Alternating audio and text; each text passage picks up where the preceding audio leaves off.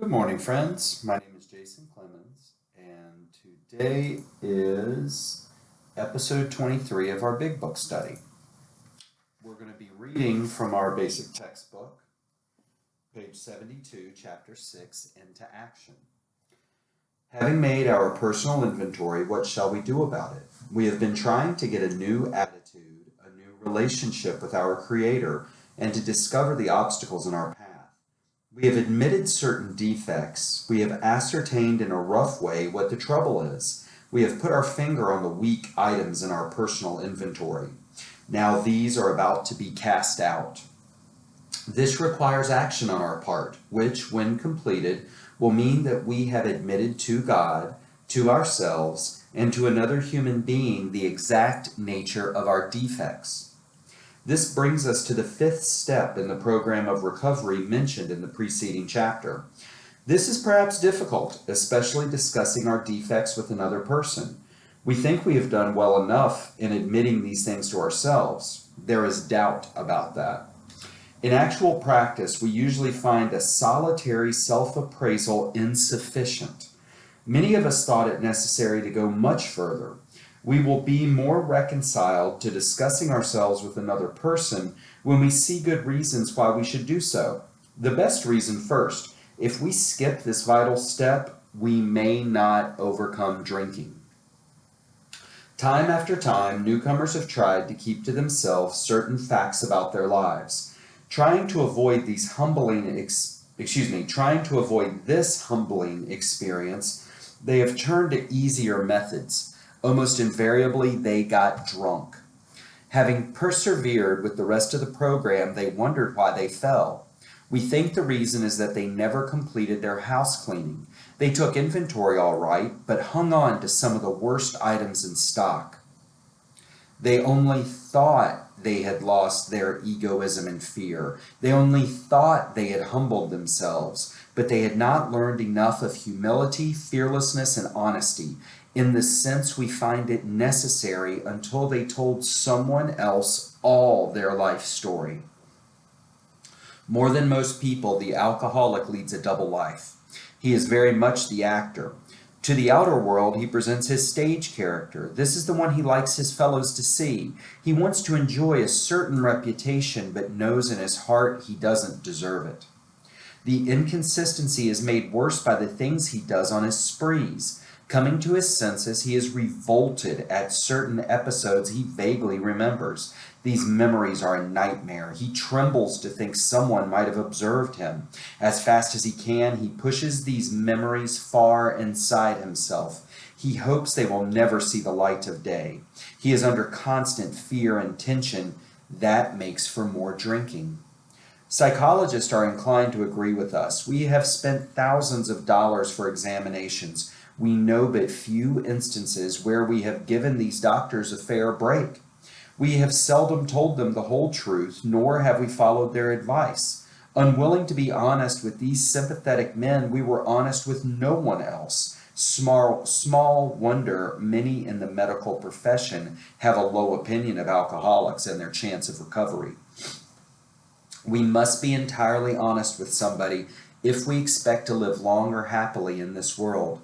Rightly and naturally, we think well before we choose the person or persons with whom to take this intimate and confidential step. Those of us belonging to a religious denomination which requires confession must, and of course will want to go to the properly appointed authority whose duty it is to receive it. Though we have no religious connection, we may still do well to talk with someone ordained by an established religion. We often find such a person quick to see and understand our problem. Of course, we sometimes encounter people who do not understand alcoholics. If we cannot or would rather not do this, we search our acquaintance for a close-mouthed, understanding friend. Perhaps our doctor or psychologist will be the person. It may be one of our own family, but we cannot disclose anything to our wives or our parents which will hurt them and make them unhappy. We have no right to save our own skin at another's expense. We have no right to save our own skin at another person's expense. Such parts of your story such parts of our story we tell to someone who will understand, yet be unaffected. The rule is we must be hard on ourselves, but always considerate of others. Notwithstanding the great necessity for discussing ourselves with someone, it may be one is so situated that there is no suitable person available. If that is so, this step may be postponed only, however, if we hold ourselves in complete readiness to go through with it at the first opportunity. We say this because we are very anxious that we talk to the right person. It is important that he be able to keep a confidence that he fully understand and approve what we are driving at, that he will not try to change our plan, but we must not use this as a mere excuse to postpone. Let's turn to the study portion.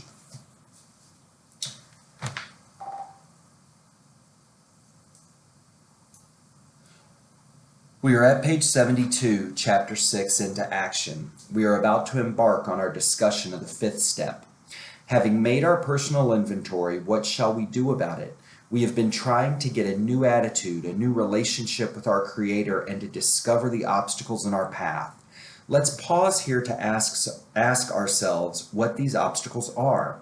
Looking at our fourth step, last column, we discover that our defects are what stand between us and God. This requires action on our part, which, when completed, will mean that we have admitted to God, to ourselves, and to another human being the exact nature of our defects.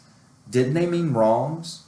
Reading through the book, we see that Bill tries not to repeat himself, something he learned in school about writing. When he speaks of defects of character, shortcomings, and wrongs, he means the same thing. They are synonymous. We are about to begin step 5, and it is important to note its mindset, living our lives as open books. Step 5 is the first time for most of us to allow anyone to look into that book. When we sit down with someone, usually a sponsor, and go over step 5, we are exposing our private selves to someone for the first time. The idea of step 5 is to begin the process of living in an open manner. This is the beginning of the end of shame and guilt, for these will shut us off from the sunlight of the Spirit. In paragraph 2 on page 72, we acknowledge that in actual practice we usually find a solitary self-appraisal insufficient. The book is emphatic about including someone else in addition to God in the process. If we skip this vital step, we may drink again. One of the things that trips people up is the last sentence in that same paragraph, until they told someone else all their life story. Some of us interpreted that as meaning that we have to write an autobiography. Let's look at what is in the book and what was meant. First, on the preceding page, we have been told we are on step 5 already because our fourth step inventory is complete. Second, the idea is to reinforce the notion that it is a complete disclosure, that withholding anything will jeopardize our sobriety. What we expose by taking inventory in the manner as described in the previous chapter is what makes a difference.